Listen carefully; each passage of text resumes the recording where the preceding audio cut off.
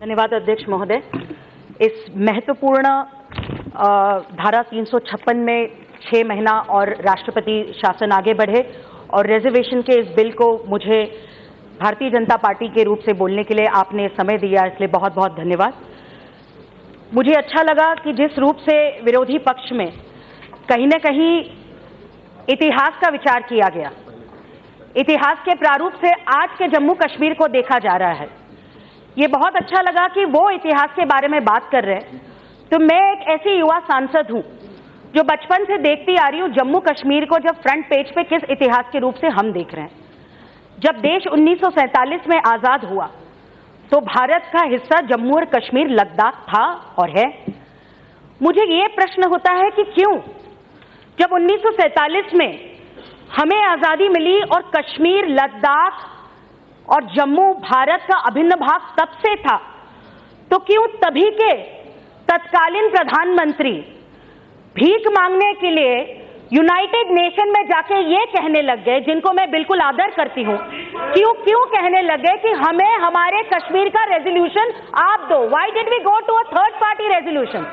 With due respect, मेरा ये कहना है कि ये आलोचना नहीं है, ये आलोचना नहीं है, माफ करिए, ये आलोचना नहीं है, अपेक्षा थी, ये फैक्ट है। इसको देख लूंगा। ऐतिहासिक ब्लंडर कहा जाता था। जब इतिहास में जाना हो तो इतिहास में जिस प्रकार से ऐतिहासिक ब्लंडर किया गया है उसकी भी कहीं ना कहीं समीक्षा इधर होनी चाहिए, लेकिन इसलिए बताना बहुत जरूरी है। क्यों तब के तत्कालीन, ये क्यों है प्रश्न मेरा एक युवा सांसद के रूप से, कि क्यों तब के हमारे सबके आदरणीय पहले प्रधानमंत्री, इस देश के तत्कालीन प्रधानमंत्री थर्ड पार्टी के पास गए कि हमारा जम्मू कश्मीर का मसला आप सुलझाइए।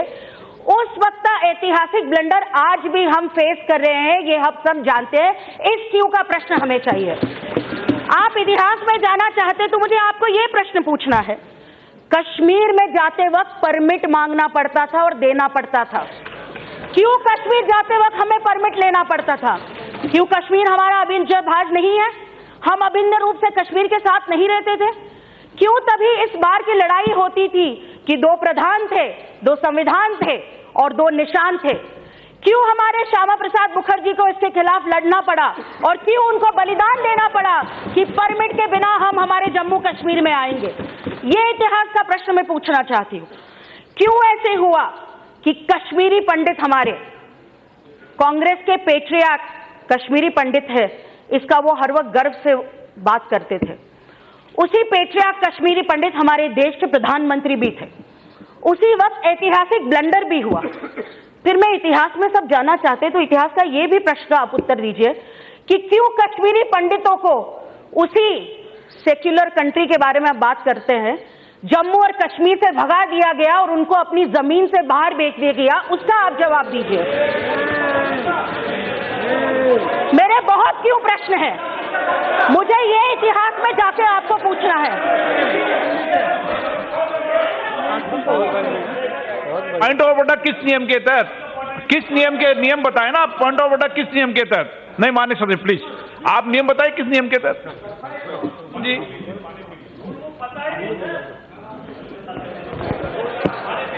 सर, इतिहास के रूप से ये क्यों प्रश्न के उत्तर भी आप हमें दे दीजिए।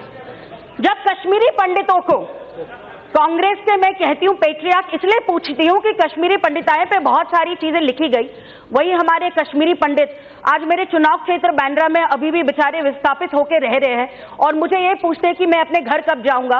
लेकिन हाँ, आज मोदी सरकार आई है तो कश्मीरी पंडितों का सम्मान हो रहा है और वो वापस जाने की तैयारी में है। मेरा ये भी सवाल है, इतिहास में आप जा रहे हो, क्यों आप हमें, जब आपकी सरकार थी तभी तिरंगा हमारा लाल चौक में क्यों फहराने आप देते नहीं थे? इस सवाल का मुझे जवाब दीजिए। क्यों हमारे जवान आपकी राजनीति की वजह से, आप तो 90 के बाद का समय बता रहे हो, उसके पहले का तो समय आपका था, क्यों हमारे जवानों के परिवार ये सोचते कि बॉर्डर पे मेरे जवान, मेरा भाई, मेरा पति वहां पे खड़ा है, कश्मीर के हालात खराब है, कब उसकी पीड़ा कम होगी कि कश्मीर अच्छा रहेगा, कश्मीर खुशहाल रहेगा और जवानों के परिवार को विचार करने की जरूरत नहीं पड़ेगी कि क्या मेरे परिवार वहां पे ठीक है कि नहीं। मेरे बहुत सारे ऐसे प्रश्न हैं आपसे, इतिहास में आप जानना चाहते हैं क्यों कश्मीरी युवा इस देश से अलग होना चाहते हैं, क्योंकि आपकी इस तुष्टीकरण की राजनीति की वजह से कश्मीरी युवा देश की धारा में आना चाहता है तो भी वो आ नहीं सकता। इस क्यों का आप इतिहास मुझे जवाब दीजिए। क्यों कश्मीरी युवाओं को हाथ में किताब, औजार और आज स्किल इंडिया से जैसे 30,000 युवाओं को हम स्किल दे रहे, क्यों आप उनके हाथ में पत्थर दे रहे थे लेकिन कभी किताब और उनके हाथ में जवाब नहीं दिया? इस क्यों और इस इतिहास का आप मुझे जवाब दीजिए। अभी मैंने सुना कि हर एक सरकार की आदरणीय तिवारी जी ने तारीफ की, ये बहुत अच्छा है, हम सब करेंगे। उन्होंने हर उनकी सरकार के बारे में आदरणीय इंदिरा गांधी जी, आदरणीय राजीव गांधी जी का नाम लिया, अटल बिहारी वाजपेयी जी का नाम लिया, डॉक्टर मनमोहन सिंह जी का नाम लिया, लेकिन उन्होंने कहा 1991 में जो सरकार थी उस सरकार ने अच्छा काम किया। तो उस सरकार के प्रधानमंत्री भी आपके थे, आप उनका नाम भूल गए थे क्या? या ये नाम क्यों आप ले नहीं सकते कि इस रूप से ये राजनीति यहां पे तैयार हो रही है? इस क्यों के जब प्रश्न निर्माण होते हैं तो मुझे एक ही मूल मंत्र देता है जो आदरणीय तिवारी जी ने भी हमें दिया। उन्होंने भी हमारे सारे सबके प्यारे प्रधानमंत्री स्वर्गीय श्री अटल बिहारी वाजपेयी जी का मूल मंत्र हमें बताया, इंसानियत, जमहूरियत और कश्मीरियत। ये बोलने के लिए क्यों 60 साल हमें रुकना पड़ा, इस क्यों का जवाब मैं कांग्रेस पार्टी को पूछना चाहती हूं। मुझे याद है 1992 में लाल चौक में तिरंगा फहराया था एकता यात्रा में। एक उस पर कहानी थी, एक अखबार में मैं पढ़ रही थी, एक मोहम्मद अशरफ आजाद बुदगांव के 20 साल का जवान तभी 1992 में लाल चौक में गया देखने के लिए कि कैसे कोई देश का झंडा वहां पे लहरा सकता है, और फक्र से उसने अपना सल्यूट वहां पे दिया। और उसने तभी कहा कि मैं भाजपाई को वहां पे देख के मैं अचंभित हो गया कि यहाँ पे आजू बाजू रास्ते पे टेररिस्ट घूम रहे हैं, लेकिन कश्मीर का झंडा भाजपाइयों ने वहां पे किया और मैंने सल्यूट किया।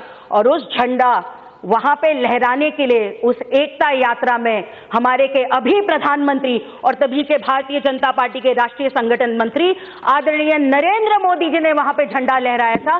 ये क्यों का जवाब मैं चाहती हूँ। ये विचारधारा है हमारी, इसी विचारधारा को हमें लेके जाना है।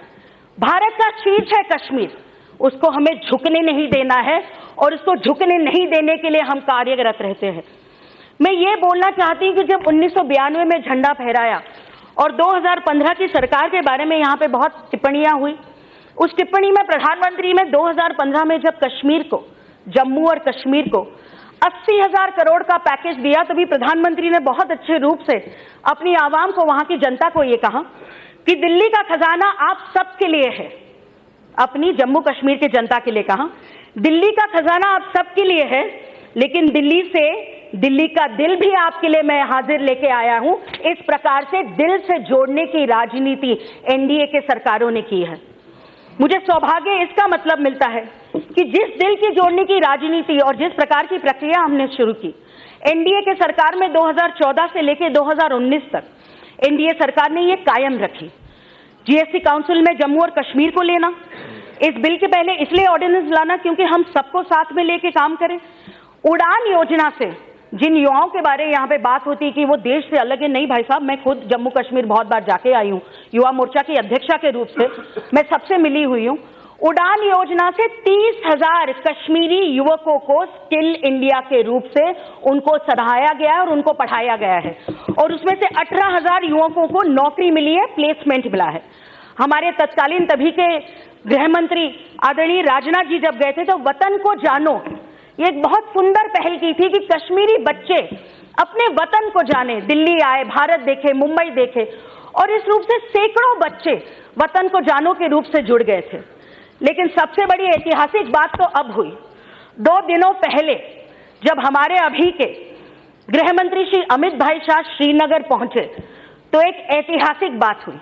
वो ऐतिहासिक बात ऐसे हुई कि तत्कालीन हमारे सबके प्यारे गृह मंत्री सरदार वल्लभ भाई पटेल के बाद पहली बार ऐसे गृह मंत्री श्रीनगर उतरे जहां पे उनके खिलाफ कोई वार्निंग नहीं थी, कोई विरोध नहीं था, और बड़बड़े ने कहीं कर्फ्यू भी नहीं लगाया। इस प्रकार से जम्मू और कश्मीर ने अमित भाई शाह का स्वागत किया।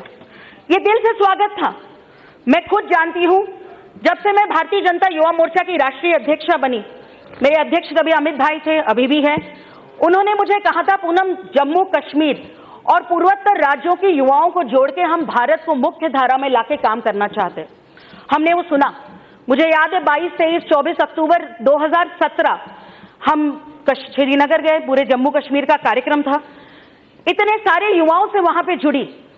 जिस स्टेडियम, ऐतिहासिक जगह की आप बात कर रहे हैं, शेरे कश्मीर स्टेडियम, वहां पे युवा मोर्चा का एक ऐतिहासिक कार्यक्रम हुआ। और मुझे कहने के लिए फख्र महसूस होता है कि उस ऐतिहासिक कार्यक्रम में इतना जबरदस्त कार्यक्रम हुआ। युवा सब कश्मीर के और श्रीनगर के आए। वहां पे बहुत सारी वार्निंग भी दी गई थी, आप भाजपा के कार्यक्रम में जाओगे तो आपको मार दिया जाएगा। लेकिन उस कार्यक्रम में 50% लड़कियां थी और युवतियां भी जानती थी कि वो भारतीय जनता पार्टी से जुड़े, और इस रूप से कार्यक्रम हुआ। Doctors, young lecturers, music company, कौन कौन नहीं मिला मुझे श्रीनगर में। टेक्नो करके एक म्यूजिक बैंड मिला था श्रीनगर में, और मुझे कह रहा था, दीदी हमें मुंबई ले जाए, आप हमें कहीं भी ले जाओ, हम दिखाना चाहते हैं कि हम श्रीनगर के यूथ कहीं भारत से टूटे हुए नहीं है। अतर इकबाल मिल, मुस्तफा कादरी, शब्बीर अहमद, कितने सारे युवा मुझसे ऐसे मिले थे जो अपनी कला पूरे देश भर में दिखाना चाहते थे और कहना चाहते थे, we are part of this country's main vein. मैं इस देश की ताकत हूं और मैं देश की ताकत को दिखाना चाहता हूं। मैं मुख्य धारा का, मैं कश्मीरी यूथ नहीं, मैं भारतीय यूथ हूं, ये दिखाना वो चाहते थे। मेरे वहां के श्रीनगर के जिला अध्यक्ष, उनके परिवार को आदरणीय अमित भाई शाह परसों मिलके आए, गौहर भट्ट। आज उसका नाम मुझे लेते हुए दर्द भी होता है और फक्र भी महसूस होता है। वो जिला अध्यक्ष इतना खुश था जब हमने वो 2-3 दिन का कार्यक्रम किया, युवाओं से जुड़े, और उसको मैंने कहा था, अभी तुम मुंबई आओगे तो हम आपको बॉलीवुड दिखाएंगे। और पूरी टीम कह रही थी, दीदी हमें समुंदर देखना है। मैंने जरूर आए और कार्यक्रम करें। कह रहे लेकिन मैं देखता हूं कितने समय हो पाऊंगा, क्योंकि मेरे खिलाफ मिलिटेंट हर वक्त ये लगे रहते हैं कि तुम भाजपा के साथ जुड़े हो तो तुम्हें छोड़ेंगे नहीं। हर वक्त धमकी अमल की आ रही है। लेकिन जब 23 अक्टूबर को, मैं 24 को मुंबई वापस आई, और आते ही समय में 2 नवंबर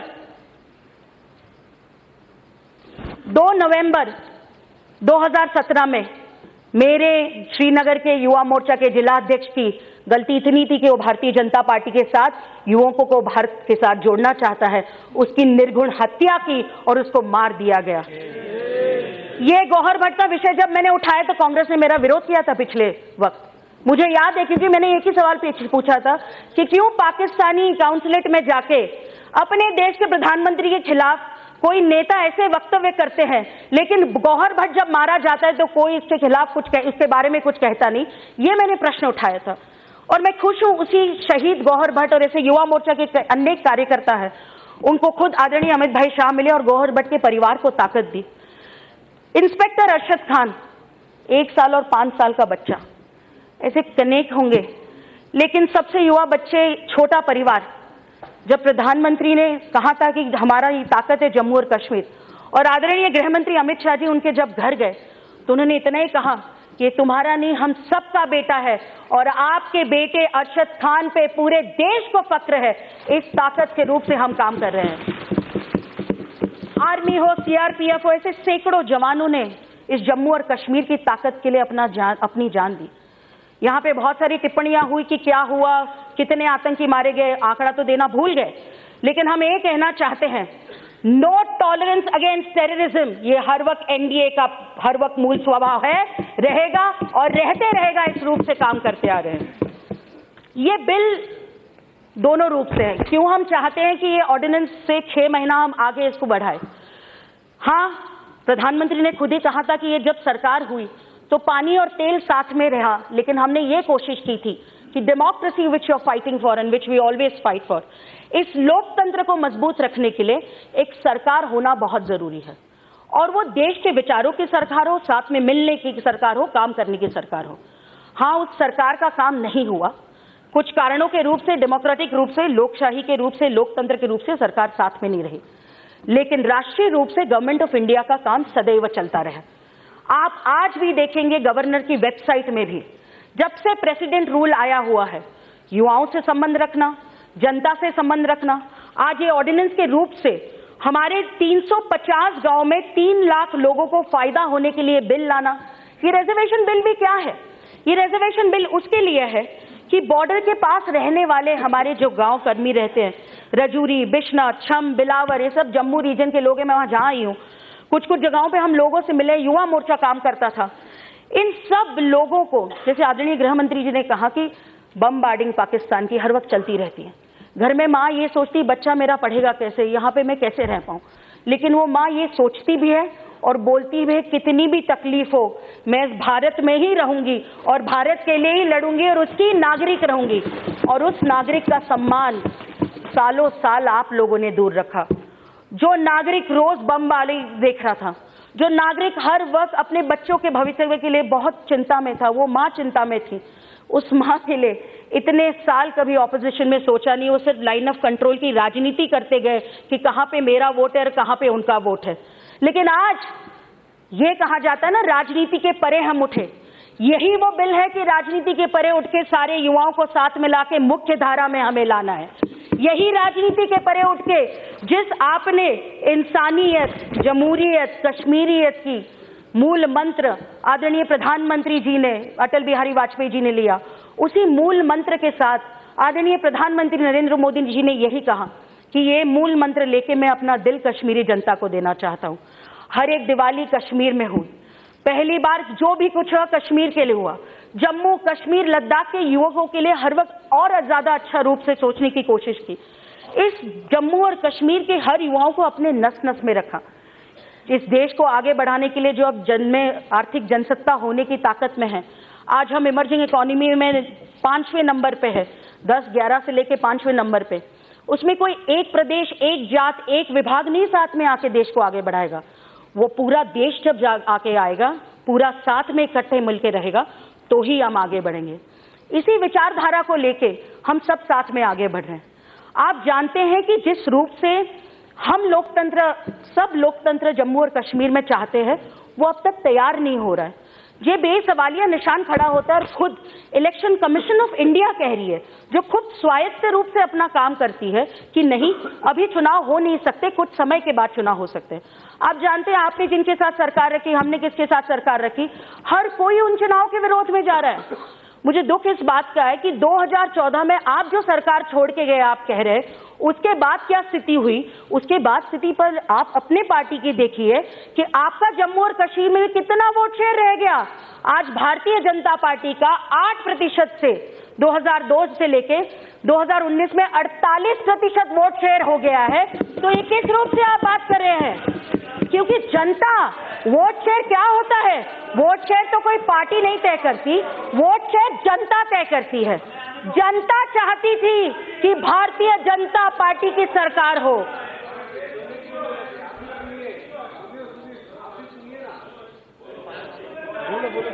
जनता चाहती थी और जनता चाहती है कि भारतीय जनता पार्टी और एनडीए की सरकार हो और इस देश के प्रधानमंत्री नरेंद्र मोदी कश्मीर से लेके कन्याकुमारी तक, पश्चिम से लेके उत्तर पूर्वी राज्यों तक भारत को आगे लेके एक स्वर्णिम काल में भारत को ले जाए।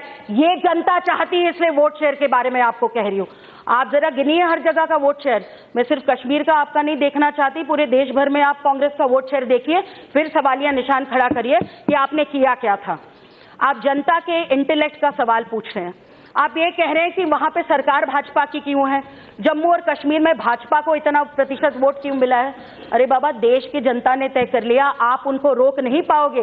देश की जनता ने तय कर लिया है कि कश्मीर इस देश का अभिन्न भाग था, है और रहेगा, और इसको आगे आदरणीय प्रधानमंत्री नरेंद्र मोदी ले जाएंगे। और इस स्वर्णिम काल में कश्मीर का युवा भी जिस देश के युवा के इस पूरी मुख्य धारा में जुड़ेगा।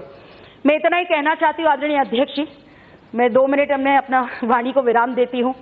जिस प्रकार से no tolerance against terrorism, still lot of love towards our people in Kashmir, ये कह रहे हैं कश्मीर की जनता टूटेगी हमारे साथ। ये दुख की बात है कि एक राजनीतिक दल के सबसे महत्वपूर्ण राजनीतिक नेता कह रहे हमारी जनता हमसे टूटेगी। ये it's a shame on thinking about our own Indian citizens that they want to be away from India. इसके विरोध में हमने ये दिखाना चाहिए कि किस रूप से देश की जनता उभर रही है।